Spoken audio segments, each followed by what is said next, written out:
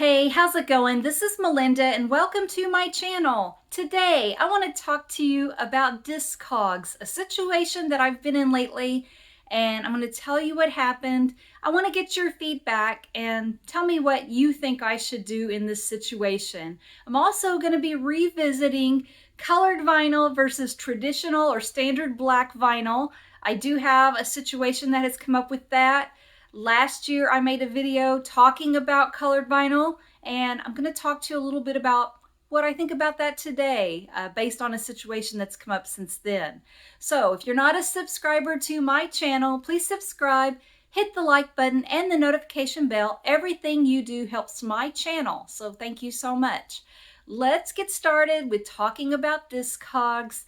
So a little over a week ago, I was really bored. And you should probably not vinyl shop when you're really bored. Nothing really good comes out of it. You usually spend way too much money. But there's always been a record that I would like to have. It's just a cool factor record for me. It's not an easy one to find. I've never seen it while shopping at record stores or out in the wild anywhere. It'd be something I've only seen at Discogs, and the price is usually more than I'm willing to pay because it's a pretty standard record, but it's a pretty cool version of this record. Well, I was looking through Discogs and I saw one for a price I had never seen before, probably the lowest I will ever see it. The seller had nearly 700 sales and a 99.4% positive feedback rating.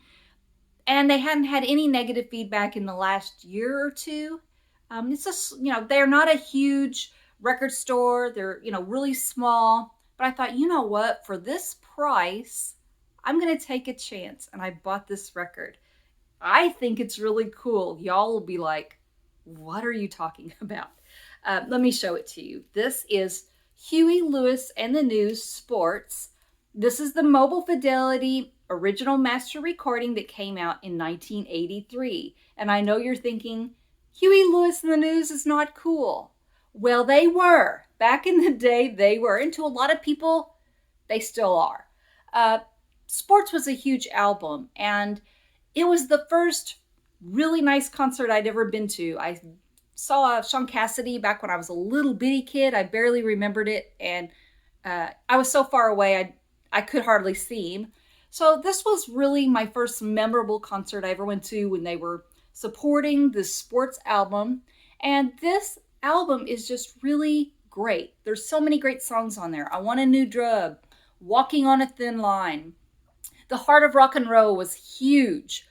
It's just a really, if this is it, I love that song. So I thought this was a really cool one to own. And I got it for a really good price because it has a little corner ding right here.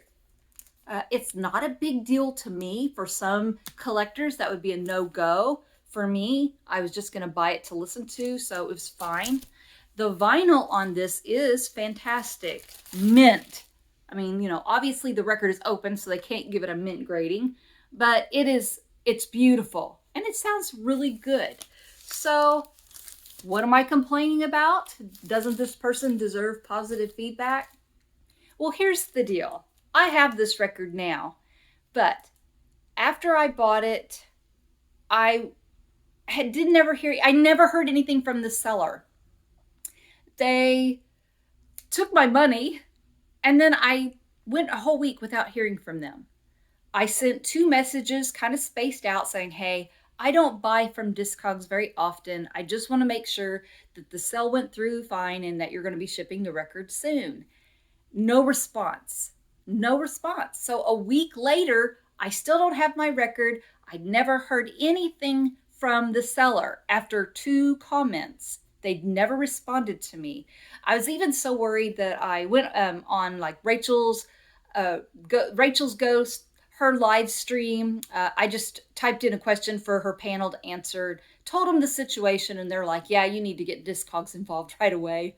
So I got really nervous. And you know what, that feeling in your pit of your stomach where you feel like I've been scammed, because this cost enough money that someone, it's worth scamming, but it was a low enough price to reel someone in like me, you know. So I was a little nervous. So I wasn't feeling too good about myself that day. I got home, and sure enough, there was a box waiting for me, and it'd come from New York, where the seller lives. And sure enough, the record had arrived. So I got this really good record. It's at a really good price. The vinyl's great, but the communication was terrible. They never responded till after I got the record. They said, "Hey, yeah, here's the tracking information." Well, a little too late. So I'm not going to give them negative feedback. They definitely don't deserve negative feedback. I don't even think I want to leave a neutral feedback. I'm just debating, do I give them positive feedback or do I not give them any feedback at all? I don't want to hurt them because I did get what I wanted, paid a fair price for it, feel good about it now that it's over. But because of the lack of communication, I was really nervous. And I don't buy from Discogs very often. So you all let me know in the comments. Is that common for someone to just send you the record and you wait a week or two before you hear anything? Or do you appreciate feedback and just a message saying, "Hey, thank you. Your record was shipped today. Here's the information." If he would have done that, this would be a slam dunk positive rave review. And I'm happy. But man, it was really nerve wracking for a few days there. I felt like I might have been scammed, and I shouldn't have had to feel that way. So I'm curious about what you think about that. So in the meantime, I do have this record. And yes, I already had an original. So you know I had to play both of them to see if I thought this one was a lot better than the original. And I'll be honest, I think it's a draw. I think that the soundstage on the original is larger and louder. Definitely a louder album. I think that maybe Huey's voice and some of the instruments are a little harsher, where you get a prettier sound with this one. But this one rocks heavier, and this one is a little bit prettier. So it just depends on what you think.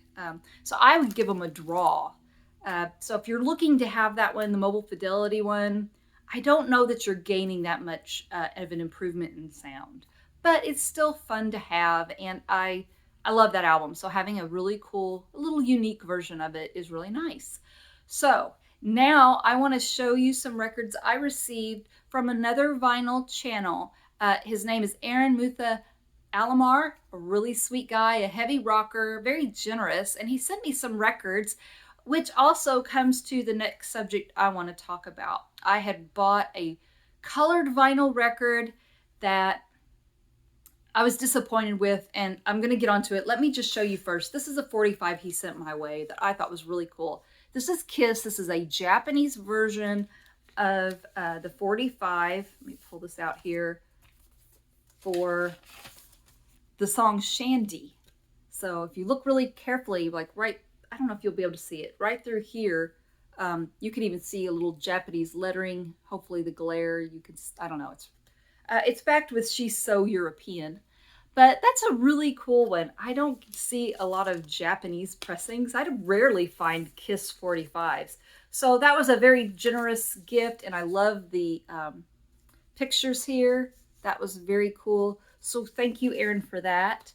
And he also sent a really cool record. Let me show you this one. This is the one he sent me. This is Kiss World, the Best of Kiss. This is a great compilation album by Kiss. There's so many great songs on here, from the beginning of their career all the way through the end. We get Modern Day Delilah, Heller Hallelujah, Detroit Rock City, Beth, a lot of early stuff. We also get really cool ones that's not usually on their greatest hits records, like Shandy, and also Psycho Circus and I'm a Legend Tonight. Everything from God Gave Rock and Roll to You to Love Gun. It's all on here. It's a great track listing. He sent me the black vinyl version of this album. So here's the black vinyl. He sent this one. I'm sure he probably saw a video where I was complaining about the sound quality of the record I already had. Same record, same track listing, everything's the same. Let me show you the vinyl. It's a colored vinyl version. which I think is a little chintzy. They got a little lazy on this one, if you ask me. But it's still cool. But I never thought this version of it sounded good, this colored vinyl version. And I never knew whether it was because of the color or not. Well, he sent me the black vinyl version, so now I have both. I compared both. And the black vinyl does sound better. I noticed it right away on the song Shandy, the intro of Psycho Circus. I do think it sounds better. It's not a major, major, major improvement, not a huge step up. I almost think that instead of the colored vinyl being the problem, because it's not like there's a lot of surface noise, it's just flat. I just think I got a bad pressing of it. I really do. So now I have a great pressing of it, and it's a great album. I'm finally able to enjoy this thanks to Aaron. But last year I made a video talking about colored vinyl and that I have several pressings, black traditional black vinyl, which is colored vinyl too, but traditional black versus colors. And I have the same pressings of records, one color, one black, and they all sounded the same. So I concluded that colored vinyl really doesn't make a difference. I still stand by that because, like I said, I think this was more of a pressing issue, not necessarily the color of the pressing. But I will say this. I do think there is a problem with a record I do have by the Red Hot Chili Peppers, the Record Store Day version. It's a silver vinyl of Unlimited Love. It's opaque silver. And I think anytime I have an opaque silver or opaque gold, I get more surface noise. I think there's just something in the color to make that metallic look that you can hear when you play it. So as a rule now, I'm trying to stay away from opaque gold, opaque silver. I'm sure, like, if you have this Kiss World in the transparent red version or red, I'm sure you're fine, that it's going to sound great. But for some reason, that one, I think I just got a bad pressing on it. So I still stand by buying colored vinyl if that's what you like. I like traditional standard black, but I also like color vinyl variants too. And I, for the most part, don't run into any problems. So I love having this. Thank you so much, Aaron, for that. He also sent me a couple other really cool records. This is Van Halen live at Pogo's nightclub in Wichita, Kansas from April 3rd, 1978. I love hearing them. They're still hungry. Eddie sounds incredible. Dave pretty much knows the lyrics. He's singing them pretty well. He's the great front man. This actually sounds pretty good. I was actually really impressed. And it's on a really cool vinyl. And we were just talking about gold vinyl. This is a transparent gold, though. So you don't hear any surface noise. So the transparent colors are my favorite, and I think they tend to not have any problems whatsoever sound-wise. Great stuff on here. On Fire, Show Your Love, Little Dreamer, Ain't Talking About Love, Ice Cream Man, Summertime Blues is on here, which is really cool. And I love that you can really hear the background vocals of Eddie and Mike. It's just a really cool concert, and I always dig getting something new of Van Halen. So thank you, Aaron. And finally, here's a very cool record. This is a band that Aaron really supports and believes in, and he sent me a record, and it's new to me. The band Clutch. I have seen Clutch albums, but I've never heard them. And they're a heavy rock. They're right on that edge of the cliff. They're heavy, but not too heavy for me. They are just right there where they need to be. The guy has a really low, deep voice, but he doesn't get into that, I don't know, weird, that kind of stuff. He doesn't get into that. It's really good. And I say, if you are curious about this band and you want to hear, this is a 2015 record called Psychic Warfare. They've put out a lot of albums. If you're curious about this album, my favorite is a song called Sucker for the Witch.